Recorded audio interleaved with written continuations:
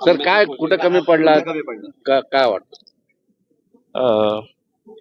पता नहीं है मुझे, मतलब इस सवाल का जवाब इतना है कि ये ज़िले के साथ, ये शहर के साथ हमने बहुत मोहब्बत की थी, लेकिन आज जब नतीजे देख रहे हैं तो पता चल रहा है कि ये तो एक तरफा मोहब्बत थी, वन साइडेड लव चल रहा था हमारा।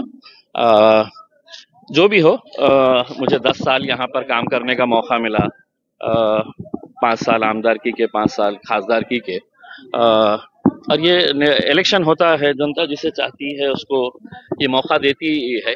मैंने यही कहा था कि भाई मुझसे अगर कोई बेहतर है जो आपके प्रश्न वहाँ पर उठा सकता है, जो आपके लिए लड़ सकता है, आप उसको वोट दीजिएगा, लेकिन जाति धर्म और मजहब के नाम के ऊपर मत दीजिएगा करके उसमें। अब ये जो वोट दिया गया है वो किस बुनियाद के ऊपर दिया गया है ये जनता ने तय किया है। मैं उसका स्वागत करता हूँ और बधाई देता हूँ भुमरे साहब को। उम्मीद करता हूँ कि ये ज़िले के अंदर काम करने के लिए बहुत कुछ स्कोप है, बहुत बड़ा स्कोप है, तो ये ज़िले को आगे लेकर जाएंगे, शहर को आगे लेकर जाएंगे।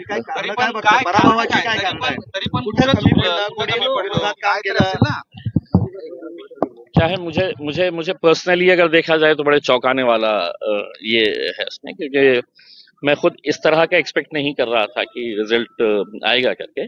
लेकिन खैर जो भी है हम वेलकम करते हैं, जो भी जनता का फैसला है, और जनता के फैसलों को हम सर आंखों के ऊपर रखते हैं। उन्होंने ये समझा कि नहीं, इम्तियाज जलील को हमने 5 साल दिए हैं, अब इम्तियाज जलील से बेहतर कैंडिडेट हमारे पास है, तो उन्होंने उनको लोकांनी काम केलं नाही का तुमचं? देखिए, मतलब ये अब चीजें अगर एक दूसरे के ऊपर अगर हमने उंगली उठाना अभी से शुरू कर डाले, जब तक हम इसके डिटेल के अंदर नहीं जाएंगे तो तब तक हमको समझ में नहीं आएगा उसमें। लेकिन मुझे ये लगता है कि नतीजा आने के बाद है तो किसी के ऊपर, क्योंकि ऐसा होता है ना कि जो जीता वो सिकंदर, अब जीत गए है, अब उसके बाद है तो शिकायतें करके कि साहब किसका 1.25 लाख मतांनी पिछड़ी है तुमची। हाँ, ये इतना मैं एक्सपेक्ट नहीं कर रहा था, मैं पर्सनली इतना एक्सपेक्ट नहीं कर रहा था। और मैं तो ये समझ रहा था कि खैरे साहब काफ़ी अच्छे वोट लेंगे, क्योंकि खैरे साहब ने भी बहुत मेहनत किए थे, बहुत काम किए थे लोगों के बीच में जाके उन्होंने, लेकिन उनको भी नहीं मिला है इसके अंदर। तो सगळेच पट्ट्यातून तुम्हाला प्रतिसाद मिळतो। लास्ट ईयर आपको वंचित ने आगे लेके गया, अभी इस साल वंचित का दगापन का फटका बसला है। देखिए, मैं जब तक है तो पूरा रिजल्ट है तो देखूंगा नहीं, समझूंगा नहीं कि कहाँ से कैसे फटके पड़े है करके उसमें, तो तब तक है तो कोई प्रतिक्रिया देना मेरे हिसाब से मुनासिब नहीं होगा उसमें। ये नी जर्क रिएक्शन हो जाएगा मेरा, मैं वो नहीं देना चाहता हूँ उसमें।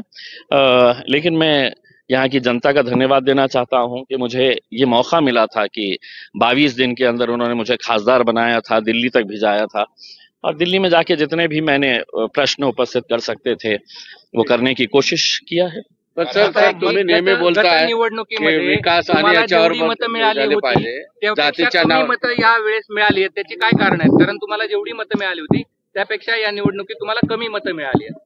देखिए, मैं यही बता रहा हूँ ना कि जब तक है तो हम इसको स्टडी नहीं करेंगे कि कौन से तालुके से हमको कितने वोट्स कम मिले हैं, पहले टाइम कितने मिले थे, अभी कितने मिले हैं करके, तो मेरे हिसाब से बहुत जल्दबाजी होगी उसमें। अभी तो आप लोगों के लिए खबर यही है कि इम्तियाज जलील हार चुका है और संदीपान भुमरे साहब जीत चुके हैं करके, तो उस खबर को अभी चलाइएगा। बाकी का पोस्टमार्टम जो है वो पोस्टमार्टम बाद में बोलत आला जातीचा शेवटी जातीचा विजय झाला, जातीच्या प्रश्नावर संसदेतला त्यांना काय सांगाल? नहीं, देखिए, मैं ये कहना चाहूंगा कि इस जिले को डेवलप करने के लिए बहुत स्कोप है, बहुत ज्यादा यहाँ पर हम इसको डेवलप कर सकते हैं, और यकीनन अब चूंकि वो सत्ताधारी पक्ष के है तो उसका फायदा तो होगा ही, और यकीनन वो कुछ ना कुछ अच्छा जिले के लिए करेंगे, यही उम्मीद करते हैं। जातीच्या भावनेवर प्रश्न विचारले गेले, जातीच्या भावनेवर मतं मागणी गेली, तुम्ही विकासाच्या मुद्द्यावर मतं मागितली, शेवटी जातीच्या भावनेचा विजय झाला। देखिए साहब, मैंने एक बात लोगों से जो कहा था, मैं एक बार फिर से दोहरा देता हूँ, मैंने लोगों से ये कहा था कि अगर आपको वोट देना है और कोई अच्छा बेहतर कैंडिडेट है, मुझसे बेहतर है, तो आप उसको दीजिएगा वोट, मुझे कोई खराब नहीं लगेगा उसमें। लेकिन जाति धर्म और मजहब के नाम के ऊपर वोट देना बंद कर दे करके। अब भुमरे साहब को जो वोट मिला है वो काम की बुनियाद के ऊपर मिला है या जाति की बुनियाद के ऊपर मिला है, मुझे पता नहीं है उसमें।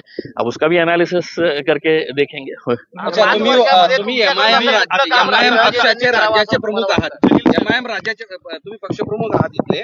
राज्यातली एकूण निकालाचं सगळं बघितल्यानंतर तुमचं काय म्हणणं आहे की महाविकास आघाडीने मोठी मुसंडी मारलेली आहे, दुसरीकडे युतीचा बोलबाला होता पण ते.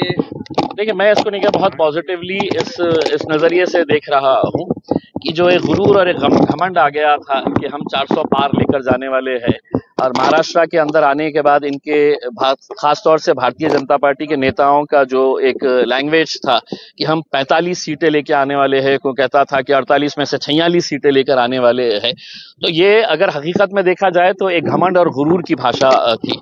जनता है तो आपको तो 10 पे भी लाके पटक सकती है, और अगर जनता के दिल में है तो आप 48 के 48 जीत सकते हैं। तो एक बहुत पॉजिटिव मैसेज इससे ये गया है कि जो लोग जमीन से जुड़े रहेंगे, जाति धर्म और मजहब के मुद्दों को नहीं उठाएंगे, विकास के बारे में बात करेंगे, तो लोग अब उसका साथ देंगे, क्योंकि अब लोग भी बहुत होशियार हो चुके हैं। मुबारक है, बहुत बहुत मुबारक है। विधानसभा लढवणार का? देखिए, मेरे हाथ में कुछ भी नहीं होता है। ये मेरे पार्टी के अध्यक्ष बैरिस्टर असदुद्दीन अवैसी साहब के ऊपर फैसला है, लेकिन इस रिजल्ट के बाद ये भी हो सकता है कि इम्तियाज जलील का 24 साल का पत्रकारिता का टर्म था, 10 साल का राजनीति का टर्म भी हो सकता है उसमें। देखेंगे आगे। पत्रकारिता में अच्छा ऑप्शन अगर मिल गया तो बूम पकड़ के यहाँ पे खड़े हो जाएंगे उसके अंदर।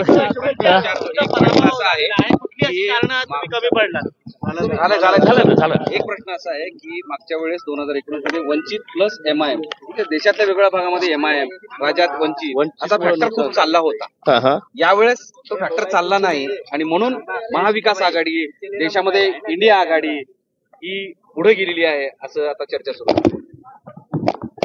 काय आहे की म्हणजे मी पुन्हा एकदा आपल्याला सांगतो की जोपर्यंत आपण सगळं डिटेल्स काढत नाही की विनिंग कॅन्डिडेटला कुठे किती मतं मिळालेले आहे, जे पराभव झालेले आहे, मी असू द्या किंवा खैरे साहेब असू द्या, आणि जे दुसरे जे कॅन्डिडेट्स आहे, एक तर मी स्पष्टपणे सांगतो की या देशामध्ये इलेक्टोरल रिफॉर्म्स आणण्याची खूप आवश्यकता आहे.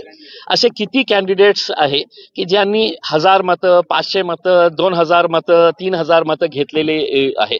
म्हणजे याचा अर्थ हे होतो की आपण इलेक्शनला इतकं कॅज्युअली घेतो आणि एक एंटरटेनमेंट सारखं आपण हे करतो. मला असं वाटतं की एक खूप जबाबदारीचा एक हे आहे, कॉन्स्टिट्यूशनल याच्यामध्ये काहीतरी अमेंडमेंट करण्याची आवश्यकता आहे. आणि जो कोणी इलेक्शन लढण्यास इच्छुक असेल आणि त्याला 1000, 2000, 3000 मतं मिळणार असेल तर कुठेतरी काही नियम बदलण्याची आवश्यकता आहे. आणि ते माझी अपेक्षा हे आहे की या सरकारने पहिल्या अधिवेशनामध्ये इलेक्टोरल रिफॉर्म्स आणून हे जे बिनकामाचे जे कॅन्डिडेट्स असतात, जे फक्त एंटरटेनमेंटसाठी हे इलेक्शनमध्ये उभे राहतात, त्यांच्यासाठी काहीतरी करण्याची आवश्यकता आहे. जाती आणि धार्मिक ध्रुवीकरणाला यावेळेस मतदारांनी नाकारलंय, कारण तुमच्यासारखे पक्ष जाती आणि धार्मिक ध्रुवीकरणाला खतपाणी घालायचे आणि इतर पक्ष सुद्धा हे अनेकदा समोर आले. आपल्या समोर आलेलं असेल, पण मी मागच्या 10 वर्षामध्ये कधीही जाती धर्माचा हे केलं नाही. आणि दुसऱ्या पक्षांनाही मी विनंती करत होतो की आपण ही जाती धर्माच्या मुद्द्यावर आपण इलेक्शन लढू नये. कारण मी तर लोकांना हे स्पष्टपणे सांगितलं होतं की कॅन्डिडेटला बघून ते इंडिपेंडेंट का असू नये. हा प्रश्न देशव्यापी आहे. देशातले मतदार, देशातली जनता जातीय धार्मिक ध्रुवीकरणाला नाकारलेली आहे का, हा साधा प्रश्न आहे. नाही, 100% इंडिया म्हणजे आपण या देशाचे जितके मतदार आहे त्यांना धन्यवाद द्यायला पाहिजे. उशीर का होईना, बेटर लेट देन नेव्हर आपण असं म्हणतो ना, की इतकं वर्षानंतर कमीत कमी लोकांना हे कळालेलं आहे की राजनीतीमध्ये जाती धर्माचा नाव घेऊन हे मुद्दा तयार करून कशा निवडणूक लढायचं, कशा निवडणूक जिंकायचं हे अनेक वर्षापासून या देशामध्ये सुरू होतं. कमीत कमी आता हे पॉझिटिव्ह चेंज आपल्याला बघायला मिळत आहे. मी पर्सनली याचं वेलकम करतो.